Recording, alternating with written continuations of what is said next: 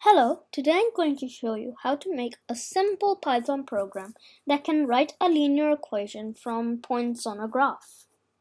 So, let's begin. We need to find x1, y1, x2, and y2. So, let's first ask for x1. x1 equal to float input and then give the x1. So float basically converts a string to a number. But it won't accept things like high. It can't turn that into a number unless you count it in length, which isn't what we want here. y1 equal to float input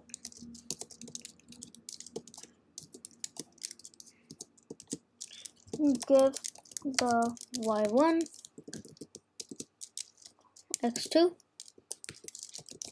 float input give the x2 y2 equal to float input give the y2. Okay, so now we've got these four variables, and these are variables x1, y1, x2, and y2. We have declared them. Now we need to declare another variable called y-intercept, but we will just call it intercept right now. Intercept equals to float input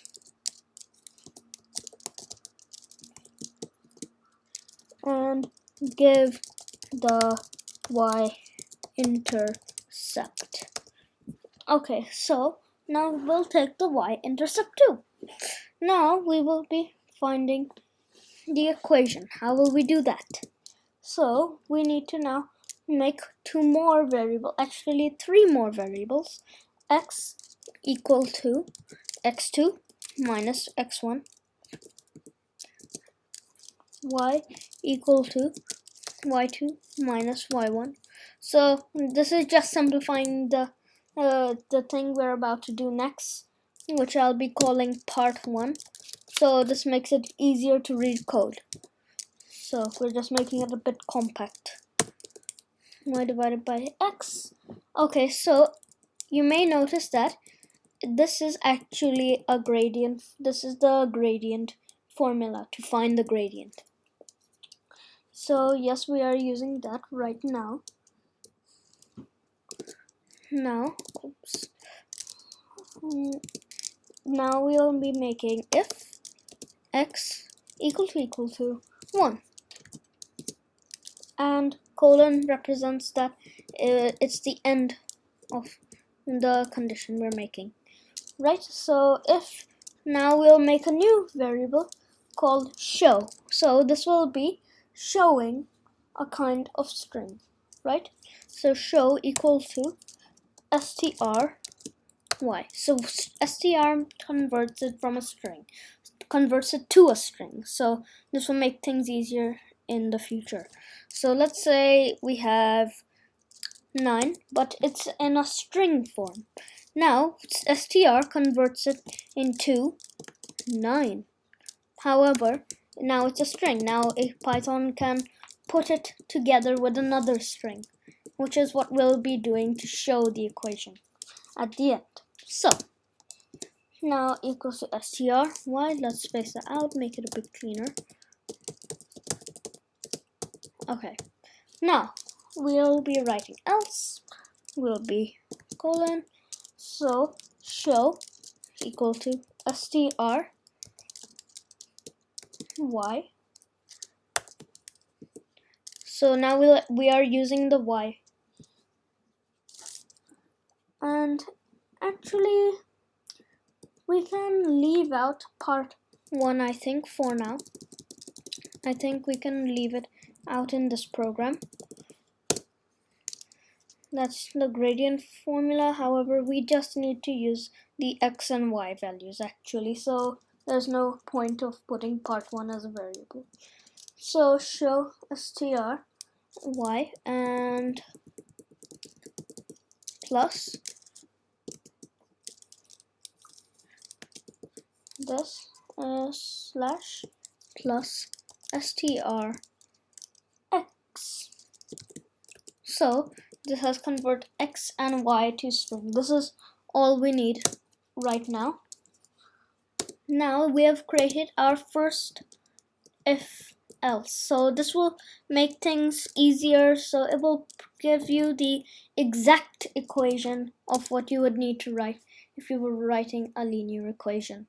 However, you may need to simplify sometimes yourself, and there may be extra zeros in the after the decimal, but you don't need to count them either. That's just one of the parts about the float. However, floats can be useful in case you want a decimal. Now we can also give it an int, which would also be quite easy. That would remove some of the things. So why don't we actually say these are ints? That will make it look more good. Note you won't have decimal points because ints, they don't have any decimal. So now we have both of these. We have float input, give the y-intercept. So now we can also change that to int actually. One more thing. Okay, so yes, now we have made this. Now we need to make our next if. We need to make another condition. So this one was to tell whether it's dividing by another string. So y equals to this variable. So this is the kind of output we'll be showing. Let's say so y equal to, and then we'll have, say, y has turned to 10 or something. Then we will say 10 and 10 divided by, so if it's x equal to 1, then it won't write anything. It will show it as a whole number because we don't want fractions even when it's a whole number. So y equals to 10. So that can be the thing, 10x. And so this can be one thing. And if, say, the intercept is less than 0, if it's in minus, then we'll make just the intercept show. However, otherwise there will be nothing. So it can either be like just simply y equals to 10x, or it can be y equal to 10x. Then we need to write plus, and y-intercept, let's say something like 10. Who knows? So now the y-intercept can also be 10. So this is one kind of thing we can make. Of course, that isn't an exact model of what we're doing. So now we will write if intercept less than 0. Then we will write extra. So this will be an extra show, or we could even call it show 1, or let's say intercept show equal to,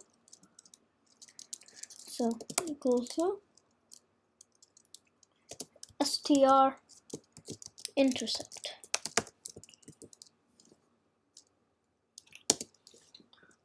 elif. So there are going to be more than 2 choices in this, so we're using elif intercept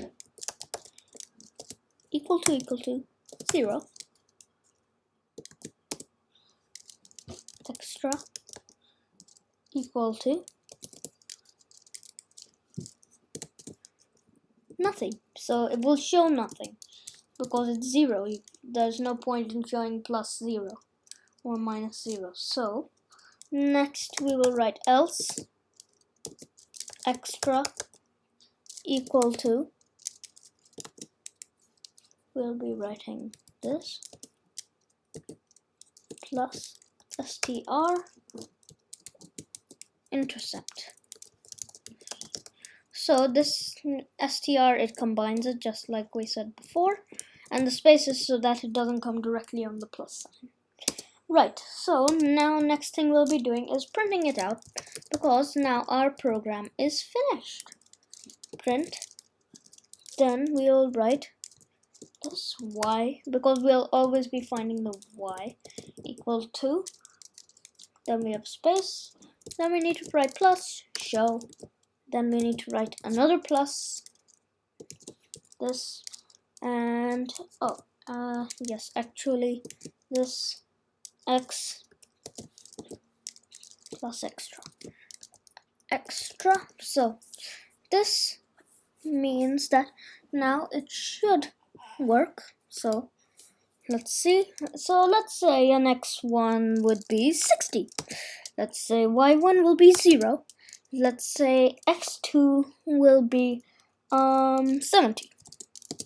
y2 10. Y-intercept minus 60.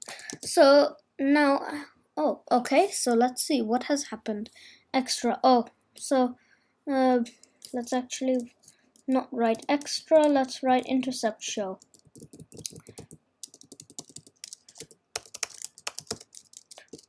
Show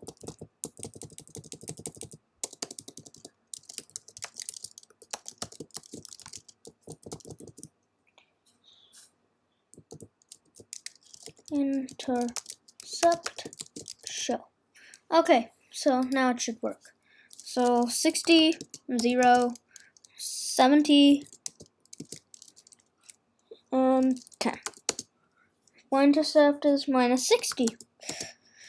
So this is our formula. So y equals to 10 over 10x minus 60. So if you think about it, 10 over 10x minus 60. So because of the end, we don't have an extra 0 coming behind there. So it's 1x minus 60 actually. So that means that we will be having y equals to x minus 60.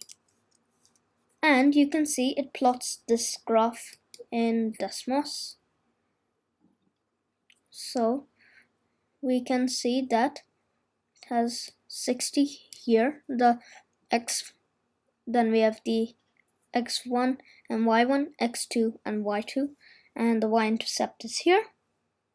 You can check this with other values. Let's just start with this one here, y equals to x minus 60.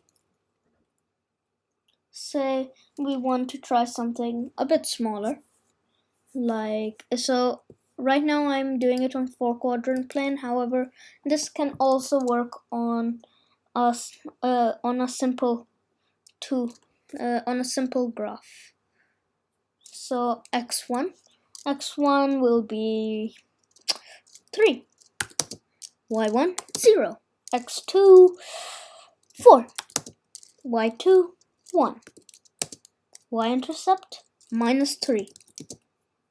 Y equals to 1x minus 3. So y equals to x minus 3.